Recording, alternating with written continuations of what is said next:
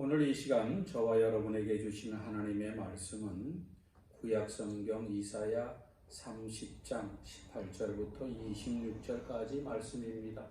구약성경 1002면 이사야 30장 18절부터 26절까지 말씀을 제가 봉독을 하겠습니다. 그러나 여호와께서 기다리시나니 이는 너희에게 은혜를 베풀려 하시며 일어나시리니 이는 너희를 긍휼히 여기려 하심이라.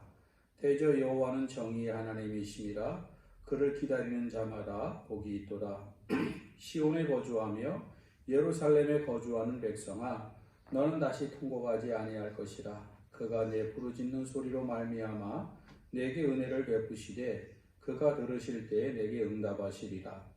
주께서 너희에게 환난의 떡과 고생의 물을 주시나 내 스승은 다시 숨기지 아니하시리니 내 눈이 내 스승을 볼 것이며 너희가 오른쪽으로 치우치든지 왼쪽으로 치우치든지 내 뒤에서 말소리가 내 귀에 들려 이르기를 이것이 바른 길이니 너희는 이리로 가라 할 것이며 또 너희가 너희 조각한 우상에게 입힌 은과 부어 만든 우상에 올린 금을 더럽게 하여 불결한 물건을 던짐같이 던지며 이르기를 나가라 하리라. 내가 땅에 부린 종자에 주께서 비를 주사 땅이 먹을 것을 내며 곡식이 풍성하고 기름지게 하실 것이며 그날에 내 가축이 광활한 목장에서 먹을 것이요 밭가는 소와 어린 나귀도 키와 쇠스스랑으로 까부르고 맛있게 한 먹이를 먹을 것이며 크게 살려가는 날 망대가 무너질 때에 고산마다 줄령마다 그 뒤에 개울과 시냇물이 흐를 것이며 여호와께서 자기 백성의 상처를 싸매시며 그들의 맞은 자리를 고치시는 날에는 달빛은 햇빛 같겠고 햇빛은 7배가 되어 7날의 빛과 같으리라. 아멘. 할렐루야. 하나님께서 우리 모든 성도들에게 크신 은혜와 축복으로 날마다 풍성케 하시기를 간절히 바랍니다. 오늘 본문의 말씀을 통해서 지난주에 이어서 하나님을 기다리라는 제목으로 말씀을 나누고자 합니다. 지난주에 말씀을 나누었던 것처럼 우리의 인생은 기다림이다 라고 말할 수 있습니다. 인생은 기다림이지요. 어려서는 부모님을 기다리고 성인이 되어서는 사랑하는 사람을 기다리고 나이가 들어서는 자녀를 기다리는 것이 바로 우리 인생의 모습입니다. 우리는 더 좋은 날을 기다리지요. 더 좋은 만남을 기다리고 더 좋은 성공을 기다리고 더 좋은 사람을 기다립니다. 하나님의 사람인 저와 여러분도 마찬가지지 않습니까? 우리가 이 땅에 살아가는 것은 가장 중요한 목적, 더 좋은 천국, 영원한 본향을 바라보며 기다리며 우리는 살아가고 있는 것입니다. 그렇기 때문에 우리에게 기다림이 있다라고 하는 것은 희망이 있다는 것이지요. 여러분 한번 생각해 보세요. 기다림이 없다면 얼마나 삭막하고 얼마나 답답하겠습니까? 그렇기 때문에 우리는 늘 기다림, 희망을 가지고 살고 있습니다. 오늘 본문을 보면 우리가 지난주에 말씀 나눈 것처럼 하나님의 기다리심과 사람의 기다림이 있다는 것을 우리가 알 수 있습니다. 하나님께서 우리를 기다리시는 것은 바로 우리를 징계하고 책망하고 심판하시기보다는 우리에게 긍휼을 베풀고 은혜를 베풀고 우리를 회복시키기 위해서 기다리고 또 기다리고 계시다는 것을 말씀드렸습니다. 우리가 잘 아는 것처럼 누가복음에 나오는 탕자의 비유에서 주님 말씀하시기를 아버지는 그 탕자가 돌아왔을 때에 과거를 묻지도 않고 죄산의 탕진에도 묻지도 않고 죄를 묻지도 않고 오히려 잔치를 베풀고 좋은 것으로 그를 먹여 주었습니다. 마찬가지로 하나님께서 우리를 기다리시는 목적은 우리를 정죄하거나 우리를 심판하시기 위함이 아니라 오히려 우리에게 은혜를 베풀고 긍휼을 베풀기 위함이다. 우리가 알 수가 있습니다. 뿐만 아니라 우리가 하나님의 기다림이 있고 또한 사람의 기다림이 있습니다.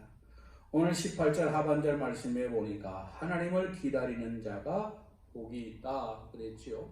신앙생활이라고 하는 것은 기다림입니다.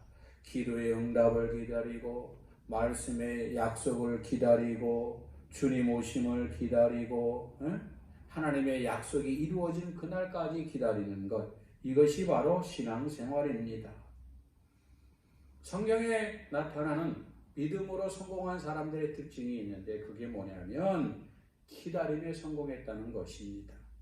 우리가 잘 아는 것처럼 사울왕은 기다리지 못해서 실패했고 아브라함은 과정 속에서 실수도 했고 잘못도 저질렀지만 25년을 기다렸기에 믿음의 조상으로 세움받을 수가 있었던 것입니다. 여러분, 신앙생활이라고 하는 것은 기다림입니다. 하나님을 기다리는 것입니다. 하나님을 기다린다는 것은 뭐냐? 그저 아무것도 하지 않고 빈둥빈둥 막연하게 마치 감나무에서 감 떨어지기만을 기다리듯이 기다리는 것, 그러한 것은 분명히 아닙니다. 그러한 요행의 삶이 신앙은 분명히 아니지요. 오늘 본문의 말씀은 하나님을 기다리는 것이 과연 어떤 것인가를 우리에게 분명하게 가르쳐 주는데, 첫째는 부르짖어 기도하는 것이라는 것입니다. 하나님을 향해 기다린다라고 하는 것은 하나님을 향해서 부르짖어 기도하는 것이며 그분의 얼굴을 구하는 것입니다. 사람들은 어려운 일을 만나면 안절부절합니다. 그런데 예수 믿는 사람들도 어려운 일을 만나면 안절부절하고 어쩔 줄 몰라하고 동분서주합니다. 하지만 하나님의 사람은 하나님께 집중하고 하나님 앞에 부르짖어 기도하며 하나님의 얼굴을 구하는 것이 바로 하나님을 기다리는 모습입니다. 두 번째는 철저하게 회개하는 것을 말합니다. 나의 모든 허물들, 나의 모든 것들을 더러운 것으로 여기고 다시는 그와 같은 일을 저지르지 않겠다라고 철저하게 던져버리는 것, 그것이 바로 회개이며 이러한 회개는 바로 하나님을 기다리는 첫걸음인 것입니다. 이것을 우리가 지난주까지 살펴보며 은혜를 나누었습니다. 그런데 오늘 본문의 말씀을 보면 하나님을 기다리는 사람들에게 복이 있다, 이렇게 말씀하고 있습니다. 18절 하반절 말씀에 보니까 대저 여호와는 정의의 하나님이시니라 그를 기다리는 자마다 복이 있도다. 복이 있도다. 하나님을 기다리는 사람이 복이 있다는 것입니다. 오늘 내가 하나님 앞에서 철저하게 회개하고 하나님의 은혜를 구하고 있으면 그 결과를 떠나서 이미 저와 여러분은 하나님께 복을 받은 사람이라는 것입니다. 복이 다른 것이 아니에요. 우리는 세상적인 인간적인 기준을 가지고 복을 말을 하는데 그러한 것, 세상적인 것이 바로 성경에 나타나는 복은 분명히 아닙니다. 우리는 이미 하나님께로부터 큰 복을 받은 사람입니다. 이것을 분명히 믿으시기 바랍니다. 그러면 하나님을 기다리는 사람들에게 약속된 복은 과연 무엇이겠습니까? 무려 오늘 본문의 말씀에 보면 5가지, 설교를 할 때에 3가지 이상을 말하지 말라고 합니다. 하지만 저는 좀 욕심이 좀 있어요. 무려 5가지입니다. 5가지. 그럼 그 5가지가 뭐냐? 하나하나 살펴보고자 합니다. 첫째는 성령의 인도하심을 받게 된다는 것입니다. 20절 21절에 보니까 이런 말씀이 있습니다. 주께서 너희에게 환난의 떡과 고생의 물을 주시나 내 스승은 다시 숨기지 아니하시리니 내 눈이 내 스승을 볼 것이며 너희가 오른쪽으로 치우치든지 왼쪽으로 치우치든지 내 뒤에서 말소리가 내 귀에 들려 이르기를 이것이 바른 길이니 너희는 이리로 가라 할 것이며, 이렇게 말씀합니다. 여기서 나오는 스승이라고 하는 단어는 구약의 선지자를 가리킵니다. 구약시대 하나님께서는 선지자들을 보내셔서 하나님의 뜻을 이스라엘 백성들에게 가르치시고 알리시고 계시하셨을 뿐만 아니라 하나님의 백성인 이스라엘이 잘못된 길, 죄악의 길로 나아가면 선지자를 통해서 그들을 책망도 하시고 권고도 하시고 그들을 바른 길로 인도하셨던 것입니다. 그러므로 이 선지자들로 하여금 그들의 스승이 되게 하셨던 거예요. 그런데 신약시대 오늘날에는 우리 안에 계시는 성령님께서 선지자와 같이 스승의 역할을 직접 하신다는 겁니다. 그래서 요한복음 16장의 말씀에 보면 진리의 성령이 오시면 그가 의에 대해서 심판에 대해서 우리에게 책망하신다고 하셨습니다. 하나님의 사람인 저와 여러분은 성령님의 음성을 듣고 성령의 인도함을 따라 살아가는 사람들입니다. 그래서 바울은 로마서 8장 14절에서 성령님의 인도함을 받는 자들이야말로 하나님의 자녀다 이렇게 분명하게 정의하였던 것입니다. 누가 하나님의 자녀이겠습니까? 오늘 이 시대에 누가 하나님의 자녀이겠습니까? 바로 성령님의 인도함을 받는 자들이 하나님의 자녀입니다. 그러므로 사랑하는 여러분, 매일매일 순간순간마다 성령의 인도함을 받아 성령의 인도함 가운데 살아가는 저와 여러분이 될 수 있기를 소망합니다. 자, 그러면 성령님의 인도함을 따라 산다는 것은 무엇이겠습니까?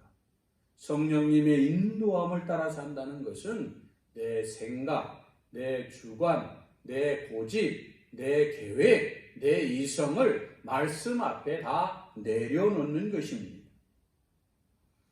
하나님의 사람은 성령님의 인도함을 따라 산다고 했는데 내 생각을 다 내려놓고 하나님의 말씀을 기준으로 하고 그 말씀대로 살아가는 것, 그것이 바로 성령의 인도함을 따라 살아가는 것이죠. 그렇기 때문에 여러분, 하나님의 사람은요, 사람 보기에 좋은 길을 걸어가는 것이 아니라 하나님 보시기에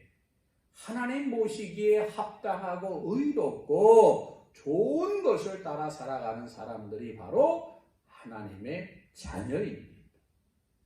놀라운 것은 이처럼 우리가 하나님을 기다리고 하나님을 구하고 하나님을 바라보고 살아가다 보면 우리 안에 성령께서 내주하셔서 우리로 하여금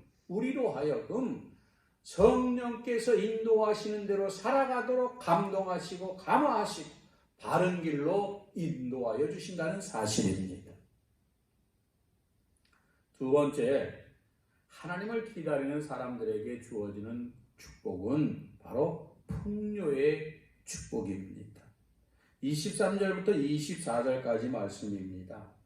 내가 땅에 뿌린 종자에 주께서 비를 주사 땅이 먹을 것을 내며 곡식이 풍성하고 기름지게 하실 것이며 그날에 내 가축이 광활한 목장에서 먹을 것이요 밭가는 소와 어린 나귀도 키와 쇠스랑으로 까부르고 맛있게 한 먹이를 먹을 것이며. 바로 경영하는 그 땅이 기름지고 풍성하게 되어서 모든 열매가 넉넉해지고 부유하게 된다는 사실입니다. 추수가 끝난 후에도 겨울이 되어 풀이 없을 때에도 풍성함이 있다는 것입니다. 심지어 오늘 말씀에 보면 가축조차도 그 풍성함을 누린다는 겁니다. 하나님께서는 회개하고 부르짖으며 하나님을 기다리는 사람들에게 그 땅을 기름지게 하고 풍요로움의 축복까지 주시는 거예요. 그런데 사람뿐만 아니고 뭐예요? 가축들까지도 그 풍요로움을 누리게 된다는 것입니다. 오늘도 마찬가지입니다. 하나님께서는 예수 그리스도의 이름으로 기도하며 부르짖는 자에게 풍요로움의 복을 주시는 거예요. 모자람이 없는, 부족함이 없는 은혜를 주십니다. 그런데 오늘 말씀에 보면 재미있는 표현이 하나 있어요. 그게 뭐냐면 그 풍요로움에 환난의 떡과 고생의 물을 함께 주신다는 거예요. 20절 말씀입니다. 주께서 너희에게 환난의 떡과 고생의 물을 주시나. 환난의 떡과 고생의 물을 주시나. 환난도 당하고 고생도 하고 어려움도 있지만 중요한 것이 하나 있어요. 그게 뭐냐면 하나님을 기다리는 사람은 절대로 망하지 않는다는 것입니다. 결국에는 그 모든 어려움과 고난을 이겨내고 승리하는 것이지요. 하나님을 기다리는 성도들에게도요, 환난의 떡이 있고 고생의 물도 있어요. 여러분, 지금 이 시대, 지금 이 현재 우리나라의 상황이 우리 모든 그리스도인들에게 환난의 떡과 같지 않습니까? 고생의 물과 같지 않습니까? 하지만 이러한 가운데에도, 이러한 환난의 떡과 고생의 물 가운데에서도 여러분, 하나님을 기다리고 바라보면 결국에는 하나님께서 모든 것을 회복하셔서 우리로 하여금 풍성한 복을 누리게 하신다는 것입니다. 그런데 여러분, 말씀해 보면 좀 의아한 게 있어요. 그게 뭐냐면 환난의 떡과 고생의 물을 누가 주신다고요?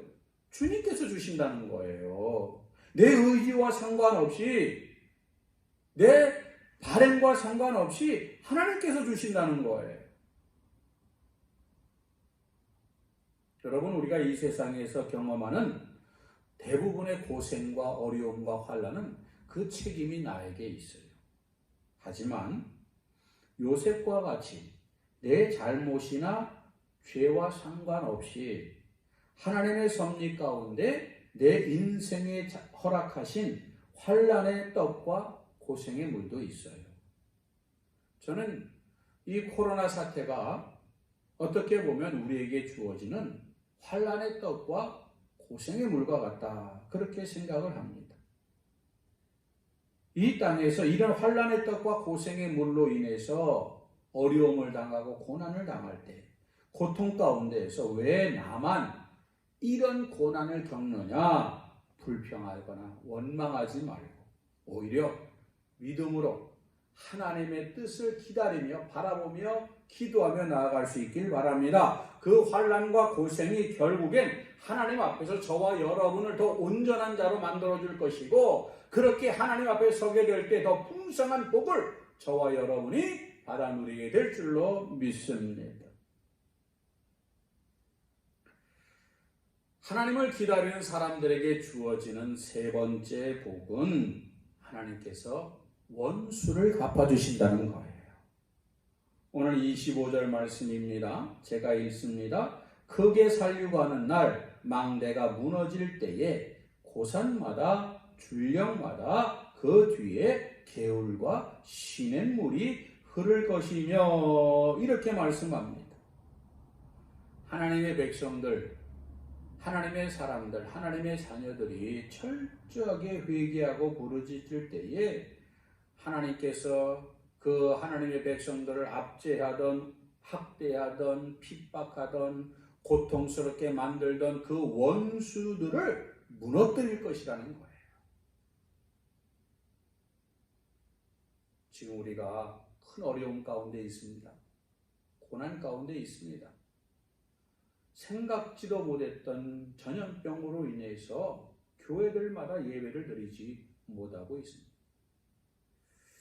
이런 때는요, 여러분, 저는 이렇게 생각해요.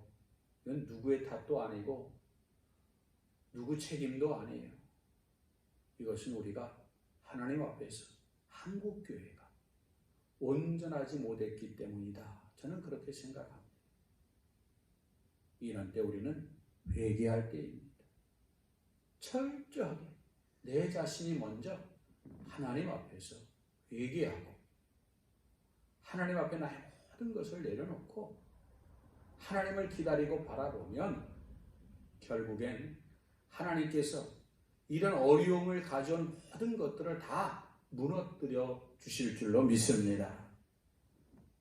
히스기야 왕의 기도를 들으시고 하나님께서 천사를 보내셔서 아수르 장군 랍사게와 그 왕 사네립이 하루아침에 죽임을 당하게 하지 않으셨어요? 여러분, 내가 문제 해결하려고 할 거 없어요. 내가 뭔가 풀어보려고 노력할 거 없어요. 내가 원수를 갚을 필요가 없어요. 원수 갚는 것은 하나님께서 하십니다. 우리가 할 일은 하나님 앞에서 내 모든 것을 내려놓고 철저하게 회개하고 하나님을 구하며 하나님을 바라보며 한 걸음 더 나아가 나의 원수에게 먹여주고 마시게 하고 사랑을 베풀면 결국엔 하나님 해결하시는 거죠. 네 번째로 하나님을 기다리는 사람들에게 주어지는 복은 은혜의 강물이 흘러넘치게 됩니다. 25절 다시 봅니다. 고산마다 줄령마다 그 뒤에 개울과 시냇물이 흐를 것이며. 이스라엘 백성들이 회개하고 부르짖을 때에 개울과 시냇물이 흐른다는 거예요. 이 의미가 뭐겠습니까? 막힌 것들이 뚫린다는 겁니다. 소통된다는 것입니다. 답답함이 사라진다는 겁니다. 막혔던 흐름들이 뚫린다는 거예요. 여러분 잘 아는 것처럼 우리의 몸에 있는 혈액도 막히면 안 돼요. 뚫리고 흘러가야 되지 않습니까? 여러분 이렇게 시냇물이 흐르고 개울물이 흘러가게 돼야 농사도 지을 수 있고 가축을 기를 수도 있고 하나님의 은혜가 우리에게 임할 때에 하나님을 기다리는 사람들에게 주어지는 이 복은 바로 우리의 모든 것들이 다 뚫어진다는 거예요. 막혔던 모든 것들이 다 열려진다는 거예요. 바라기는 우리 모든 성도들의 가정에 여러분의 사업장에 막혔던 모든 것들이 예수의 이름으로 열려지는 쇠빗장이 꺾어지고 논문이 부수어지고 성문마다 활짝 열려지는 귀한 역사가 있기를 주의 이름으로 축원합니다. 마지막으로 하나님을 기다리는 사람들에게 주어지는 다섯 번째 복은 상처가 치유되고 오히려 영광이 된다는 사실입니다. 26절 말씀입니다. 여호와께서 자기 백성의 상처를 싸매시고 그들의 맞은 자리를 고치시는 날에는 달빛은 햇빛 같겠고 햇빛은 7배가 되어 7날의 빛과 같으리라. 할렐루야. 여러분 세상에 상처가 없는 사람이 어디 있겠습니까? 저도 있습니다. 여러분도 다 있습니다. 상처와 아픔이 없는 사람 없습니다. 그런데 하나님께서 그 모든 상처를 치유하신다는 거예요.